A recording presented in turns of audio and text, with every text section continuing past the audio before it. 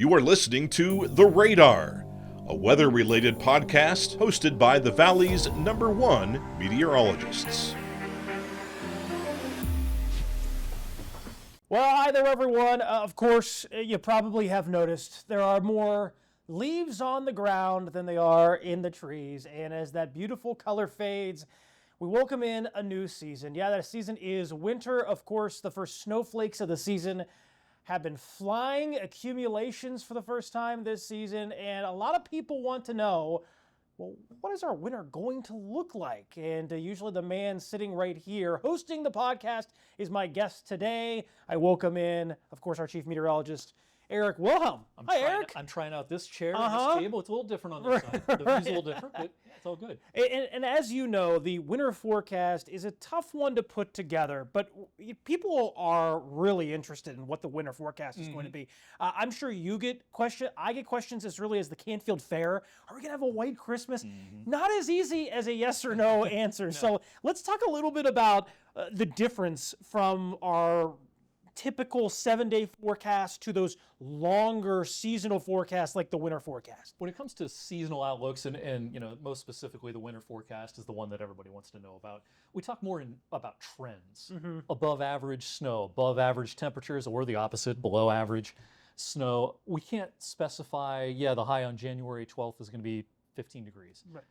When you and I do a 7-day forecast every day, that's much more specific. We give temperatures, highs and lows. We give specific amounts of rain or snow or things like that. These seasonal outlooks are much more about generalities. So no, we can't tell you if it's going to be a white Christmas, even sitting here today. We can't tell you that, let alone what it's going to be in January, February as far as day-to-day specifics, but we can talk in more generalities and trends, things like that. Yeah, and I know some of the big drivers. There are several different ingredients, several different drivers for a winter forecast or a seasonal forecast. But obviously, people often have heard El Nino or La Nina as a big driver for our winter forecast.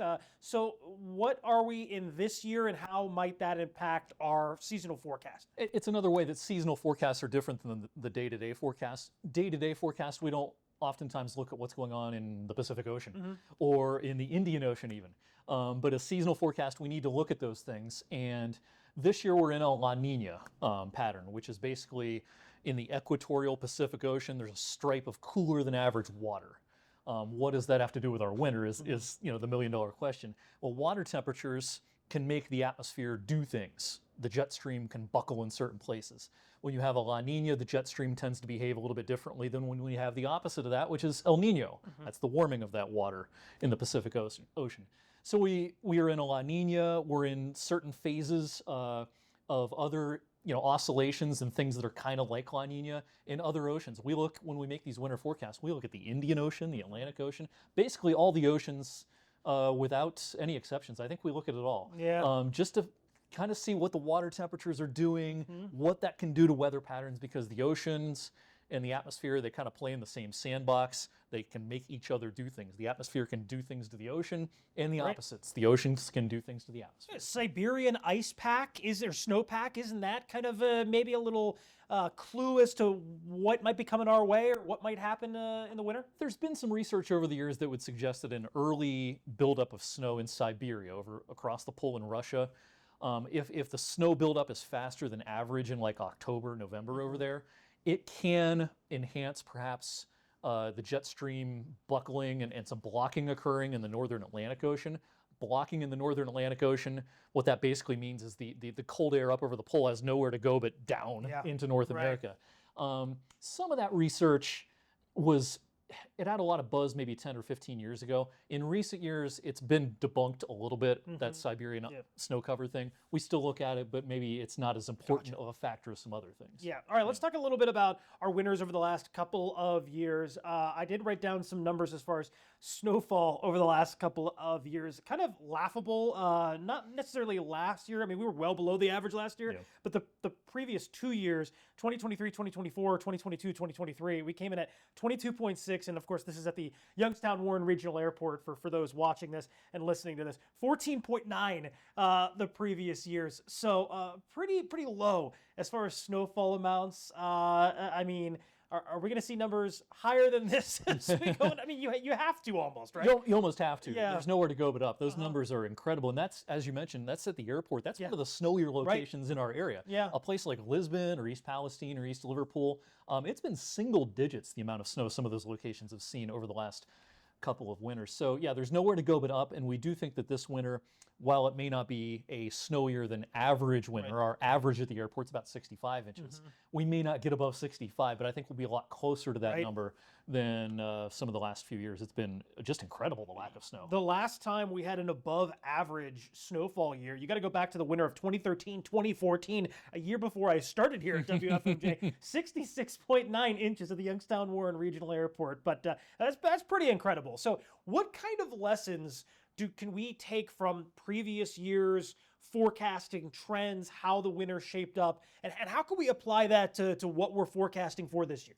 One of the things I've taken away from these winter forecasts, and it's a constant learning experience. I do these because I find it interesting, but it's really hard. It's challenging.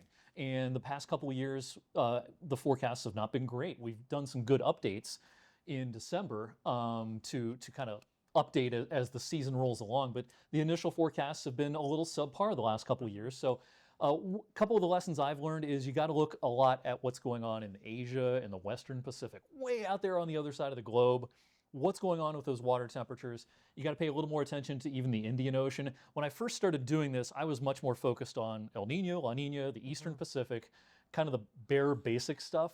But over the last couple of years, I've learned that you've got to look a little bit more at some faraway places. And if I had done a better job maybe of looking at those faraway places in more detail, maybe the forecasts would have been a little bit better. In those faraway places you were just talking about, those other oceans, bodies of water, what role do they play in influencing our forecast? It's kind of the same thing as with El Nino and La Nina.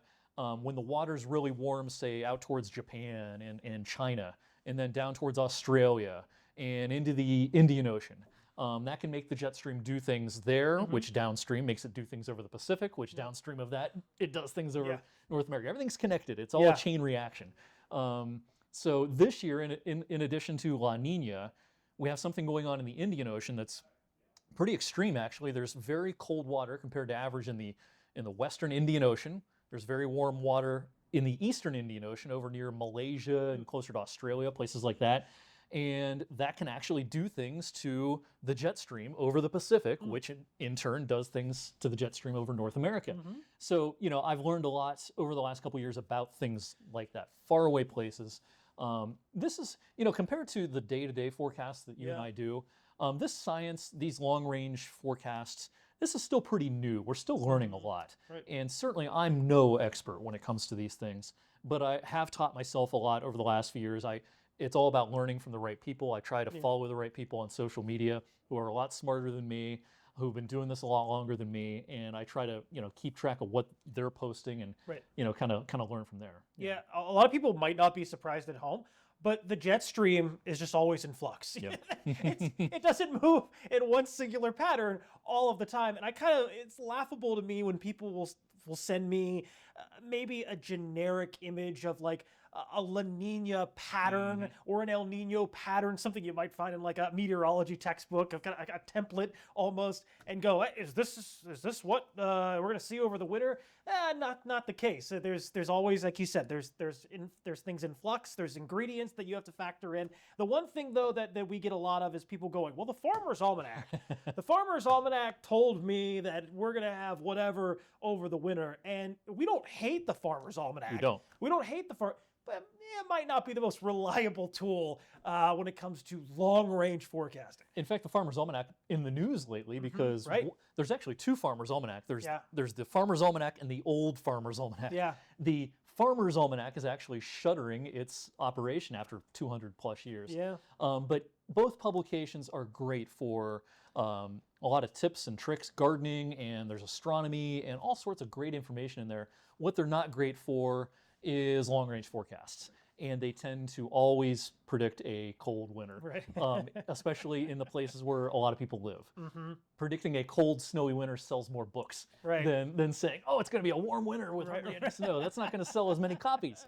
So, I always tell people these are great publications. I recommend picking them up and reading them and taking some great information from them, but don't rely on them to predict an accurate winter. We're going to get into our winter forecast here in just a moment, but as I mentioned just a minute ago, the last 3 years all well below the average as far as snowfall goes. And yeah, we've had bouts of cold, but overall nothing crazy. But anything really leading to a reason why that there might not be at least a string of years or 1 year where we've had a classic winter? Some of it boils down to dumb luck. Some of it is just happenstance that there's no better explanation. A lot of it has to do with the warming, the long-term trends of the warming of not only the atmosphere but the oceans as well. The marine heat waves over the Pacific Ocean have been doing things to winter weather patterns that are, because this is relatively new, these heat waves, they're hard to predict how they're going to influence weather patterns. And the result has been, for a lot of eastern North America, more warm weather than not. Now, last winter was actually our coldest winter in 10 years. It wasn't particularly snowy, but at least we had some cold last winter. January in particular was quite cold last winter. But it was not it wasn't a super snowy winter. It wasn't a winter that we're going to be telling our grandkids about someday. But more often than not in recent years, it has been warmer than the average. We can kind of go all the way back to the super El Nino winter of 2015, 2016.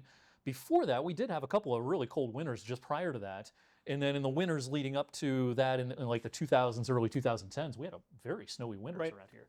A lot of people around here remember the 1970s as the golden age of great snowy and cold winters. We actually had more snow in a lot of those winters in the late 2000s, early 2010s than we did back in the 70s. But ever since that super El Nino winter of 2015, 2016, it's not just us, but it's a lot of eastern North America. It's been warmer than average more often than not. I think that, I know you post this almost every year on social media. It tends to be people will come up to you or post on our social media platforms. Oh my gosh, we used to have these winters back when I was a kid. And quick stat for you, that 14.9 in 2022-2023 snowfall total, that was the 7th least snowiest winter of all time. The 6 prior actually came in the 1930s and 1940s. But what is it about, I think it might just be people think they had all these great times sledding, or maybe it's a nostalgia thing that maybe they remember a lot of snow, but turns out, like you said, the 2000s a bit snowier than maybe when they were growing up. I think that people, especially when it comes to weather, I suspect it's the same with a lot of topics, but for you and I, it's all about the weather, of course. And when people come up to us and say those things, a lot of people just have selective memory a little bit when it comes to the weather. A lot of people, I count myself among the people who do this, you kind of rely on pictures almost. You don't actually remember in your brain this really great snowstorm and you made these snow castles and snowmen and stuff, but you've seen the pictures of you standing next to a big snowman, and that kind of makes you think that that was a winter that it just snowed every day, and every day there was this much snow on the ground, and it usually is not the case, but that's how people's brains seem to work when it comes to the weather. All right, so we're going to get down to the winter forecast. Of course, winter weather starting now in November. As we're recording this, the flakes are flying. It's going to be adding up for the first time this season. We're getting into the lake effect snow machine, lake effect snow season, which is always fun to forecast. But as far as the true winter forecast, which a lot of people might not know, a meteorological winter begins on December 1st, ends at the end of February. So what does that look like? What does our weather look like for kind of as a whole for those 3 months? When we do the forecast, the temperatures are for meteorological winter. Our snow forecast is first flake to last flake. We're seeing our first flakes now as we record this. Oftentimes we don't see our last flakes until sometime in April. Sometimes it's March, sometimes it's even May. But for meteorological winter, December, January, February, our forecast will be out by the time this posts. So as you're listening or watching this, our forecast will have been out for a little while, but our forecast is basically a fast start to the winter. We think December is going to be a cold month compared to the average, and it could be our coldest December in several years. And because we had such a warm summer, the lakes are still quite warm, the Great Lakes. And so all that cold air blowing over those relatively warm Great Lakes means we could have a lot of lake effect snow issues in December. As you get deeper into the winter, it becomes a little harder to say with a lot of confidence. Our confidence is pretty high about December. My suspicion is that the cold will continue into at least parts of January. If we're going to have a period in which it's going to be a warmer than average stretch, Sometimes as weather geeks, we call it a blowtorch pattern in the winter. A 45-degree day isn't exactly what most people think of when you say blowtorch, but in the middle of winter, a 45-degree day is pretty warm. Yeah. The best chance for that probably is going to be in February, we think, this year. It's going to be a fast start and maybe a fast end to the winter. In other words, the back half of winter may not be nearly as wintry as the first half. Yeah. And one of the interesting things too, and I'm sure we'll talk about this in a few months, coming out of winter is maybe the prolonged wet period coming out of winter. That's always something that's really interesting. If it's warmer than average, people might think hey, I can get outside a little more, and then it turns out we have maybe a wetter period there at the end of winter. So something to look forward to or watch for as we make our way out of winter in the next few months. But you update the winter forecast as it goes along. So when does that typically happen? We usually do that the first week of December. By the first week of December, we're now officially into the season. We get some fresh long-range weather modeling during the first week of the month. And so during that first week to 10 days of the month, that's a good time to update the forecast as winter begins to show its hand a little bit. And by early December, we typically have a better handle on what is coming in January than we do in early November. Like I said, I suspect January is probably going to be colder than the average, at least to start. But we'll have a better handle on that in early December. So it'll be sometime around the 7th to 10th or something like that of December. We'll do an update, and it's usually not as long and involved as the initial forecast is that I do in early November. But last year we made a big update in early December. It ended up being, we went in the right direction. We weren't aggressive enough. Right. Our initial winter forecast last year was for a pretty mild winter, and by early December it was pretty obvious that was not going to be the case. Yeah. I wasn't aggressive enough in calling for a colder than average winter, which it ended up being. But at least we did make the right call in early December. So we look for that. By then we'll have had several snow events probably under our belt, and so we'll have a better handle on what the ultimate outcome for the winter will be in terms of snow totals. Like I said earlier, I kind of suspect we're closer to average this winter. Maybe not above average, but at least closer to the average. But we should have a better handle on that after we have a few events under our belts in early December. Yeah, we got to be 39.4 is what we have to beat Yes. for last year. Probably going to be pretty easy to beat the 14.9 and 22.26 from prior years. But and once again, just to kind of bring it home, these are trends, right? You're not forecasting, December 15th, it's going to be 25 degrees and snowing. When Eric says it might be this or that, these are trends that you're talking about, that we're talking about. So, things change. The jet stream changes. It's fluid. It's air, right? It always changes, and it's always fluid, but there's at least some different ingredients that we can kind of look at and kind of try and put the puzzle pieces in place to what we might see. And for a full breakdown of the winter forecast, it should be online at this point, correct? On a variety of different social media platforms. Where can people go to kind of get a recap of it? Yeah, we do a couple of versions of this because not everyone wants to watch a long video. So we post the kind of what I call the newscast version online on WFMJ.com, and it'll be on the Storm Tracker 21 app for a little while as well. And that's kind of the 2.5, 3 minute kind of just to the point, because that's all I have time for on TV. But then I also, that same evening, record a much longer, more detailed version. That'll go on my YouTube channel. We'll link to it on social media. That'll probably also live for a while on WFMJ.com/weather. And that version, typically, it can run 20 minutes. And that's the version in which I get into some of the things we talked about today, some of the drivers, some of the why the forecast is what it is.